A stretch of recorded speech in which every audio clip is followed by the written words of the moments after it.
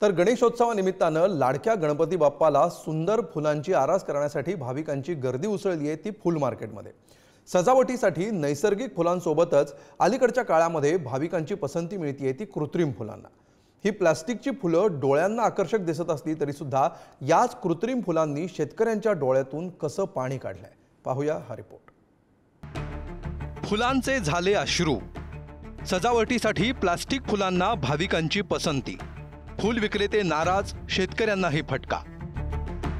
दादरच्या फूल मार्केटमध्ये उसळलेली ही गर्दी बाप्पाचं आगमन अवघ्या काही तासांवर येऊन ठेपलंय। त्यामुळे सजावटीसाठी लागणारी फुलं खरेदी करण्यासाठी भाविकांची झुंबड उडाली आहे। झेंडू, गुलाब, शेवंती आणि गणपती बाप्पाला आवडणाऱ्या जास्वंदाच्या फुलांना मोठी मागणी आहे। मात्र किलो मागे 100 ते 150 रुपयांनी फुलांचे भाव कडाडले। त्यामुळे गणेश भक्तांची पावलं वळली ती प्लास्टिकच्या फुलांकडे। रंगीबेरंगी, आकर्षक आणि मोहक दिसणारी ही प्लास्टिकची फुलं खऱ्या फुलांपेक्षा ही नकली फुलं तुलनेनं स्वस्त असल्यामुळे ग्राहकांची पसंती मिळतीये ती खोट्या फुलांनाच। त्याचा परिणाम झालाय तो फूल विक्रेत्यांवर। प्लास्टिकच्या फुलांमध्ये खूप दराला फरक पडलेला आहे आणि तरी पण ही फुलं 100 ते 150 रुपयांनी वाढलीत। हाच बाजार 300 ते 400 रुपयांनी गेलेला असता, पण हा बाजाराला 100 ते 150 रुपयांनी फटका पडलेला आहे। प्लास्टिकच्या फुलांना जास्त डिमांड आहे आणि हे कसं वॉशेबल पण आहे आणि हे वापरल्यानंतर पण ते इतर वेळेस पण यूज करू शकतात।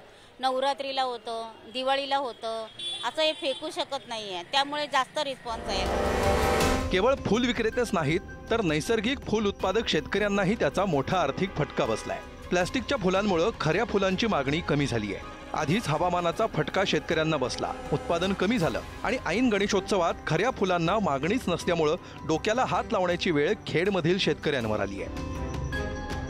तर देशातील चायनामधील जी काही आर्टिफिशियल फुलं आपल्या देशामध्ये येत आहेत, आर्टिफिशियल फुलं आल्यामुळं या गुलाबाच्या फुलांना मागणी खूप प्रमाणात कमी झालेली आहे व त्यामुळे शेतकऱ्यांचा खर्च देखील भागत नाही आहे।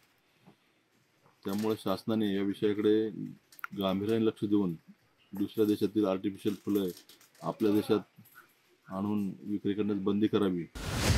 साताऱ्याच्या लिंब गावातील फूल उत्पादकांचीही हीच व्यथा आहे। नैसर्गिक फुलांच्या उत्पादनाचा खर्चही शेतकऱ्यांना मिळत नाहीये। त्यामुळे प्लास्टिक फुलांवर बंदी घालण्याची मागणी फूल उत्पादकांनी केली आहे।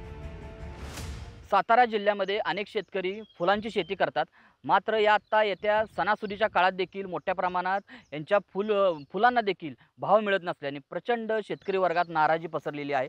आपण बघू शकता मोठ्या प्रमाणात या लिंब गावामध्ये जवळपास 1 एकरच्या या रानामध्ये झेंडूची फुलांची लागण केलेली आहे। मोठ्या प्रमाणात झेंडूची फुलं आलेली आहेत, मात्र आपण बघायला गेलं तर एकंदरच प्लॅस्टिकची फुलांचा वापर जास्त या भागामध्ये किंवा विक्री करण्यासाठी येत असतात। त्यामुळे या शेतकऱ्यांना त्यांचा फुलांचा जो भाव आहे तो मिळत नाहीये।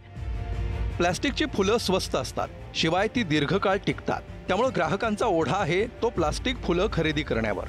ग्राहकांची सोय झाली, मात्र शेतकऱ्यांच्या कष्टाची माती झाली। फुलांचे झाले अश्रू म्हणायची वेळ आली। शिल्पा नरोडे, तुषार जरेकर आणि साई सावंतसह ब्युरो रिपोर्ट, पुढारी न्यूज।